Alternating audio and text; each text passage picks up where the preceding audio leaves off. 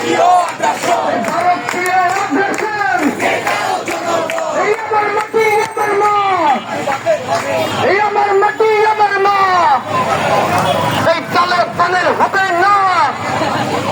Privatisation করার জন্য হচ্ছে বিভিন্ন নিষেধাজ্ঞা দিচ্ছিল যে এখানে পাবলিক ঢুকতে পারবে না বিশ্ববিদ্যালয়ে। তো তখনই আমরা দেখলাম যে মব ভায়োলেন্সের মাধ্যমে একজনকে হচ্ছে রাতের বেলায় একজন চুরের অপবাদে তাকে পিটিয়ে হত্যা করা হয়েছে। সেই পিটিয়ে হত্যা আমরা দেখেছি আওয়ামী লীগ আমলেও আবরার ফাহাদকে কিভাবে নির্মমভাবে রাতভর নির্যাতন করে পিটিয়ে হত্যা করা হয়েছিল বন্ধুগণ। তাহলে দেশের সিস্টেম কিন্তু পরিবর্তন হয়নি, শুধুমাত্র এক সরকার পরিবর্তন হয়েছে, এক সরকারের জায়গায় আরেক সরকার এসেছে।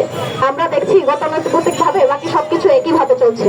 দ্রব্যমূল্যের ঊর্ধ্বগতি থেকে শুরু করে শিক্ষা নিত্য প্রয়োজনীয় শিক্ষার যে মূল্য কোনো কিছুই কমেনি বন্ধুগণ। সমস্ত যে সাম্প্রদায়িক পরিবেশ এবং সাম্প্রদায়িক উস্কানি, এগুলোর মধ্য দিয়ে মানুষের মধ্যে যে ঐক্যবদ্ধতা, যে গণতান্ত্রিক চেতনা, লড়াইয়ের যে চেতনা, লড়াইয়ের যে আকাঙ্ক্ষা, সে আকাঙ্ক্ষাটা বিনষ্ট হয়।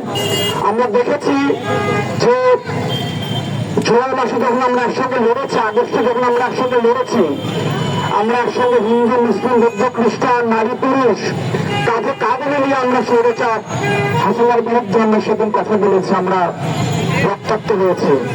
অথচ আমরা দেখতে পাচ্ছি 5 আগস্টের পরে সেখানে আমরা বহুত রকম বিভাজন মানুষের মধ্যে তৈরি করা হচ্ছে বন্ধুগণ। আদালত পাড়ায় চিন্ময় কৃষ্ণের অনুসারীদের সংঘাতের মধ্যে একজন আইনজীবী সাইফুল ইসলামকে হত্যা করা হয়। এই হত্যাকাণ্ড কিংবা এই যে সংঘর্ষ, এই সংঘর্ষ কোনো বিচ্ছিন্ন ঘটনা নয়।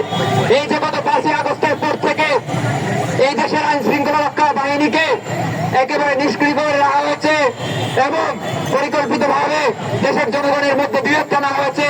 তার ফলশ্রুতিতে এই সংঘাতগুলো বেড়েছে।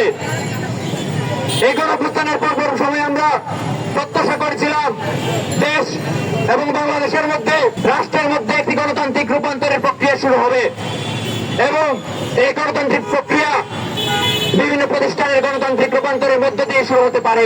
মাহবুবুর রহমান মোল্লা কলেজে গিয়ে হামলা চালায়। প্রায় 6 কিলোমিটার দূরে অবস্থিত একটা কলেজে হাজার হাজার ছাত্ররা মিছিল করে নিয়ে হামলা চালায়, সেখানে রাষ্ট্র কোনো ভূমিকা পালন করে না। রাষ্ট্র এই সংঘাত বন্ধের জন্য কোন পদক্ষেপ গ্রহণ করে না। আমরা আরো বলতে চাই, এই রাষ্ট্র এই অভ্যুত্থান পরবর্তী সময়ে এটা অসহিষ্ণু রাষ্ট্রে পরিণত হয়েছে। খুব সংগঠিত ভাবে, খুব পরিকল্পিত ভাবে মব ভায়োলেন্সের দিকে এই রাষ্ট্রকে ফেলে দেওয়া হয়েছে। আমরা দেখেছি অভ্যুত্থান পূর্ব সময়ে এদেশের বিভিন্ন ধর্মীয় সংখ্যালঘুদের উপর আক্রমণ করা হয়েছে। গুড লাক পেনের সফট অয়েল বেসড ইঙ্ক তাই নিখুঁত লেখার আত্মবিশ্বাস। Good luck pen, make your lakh.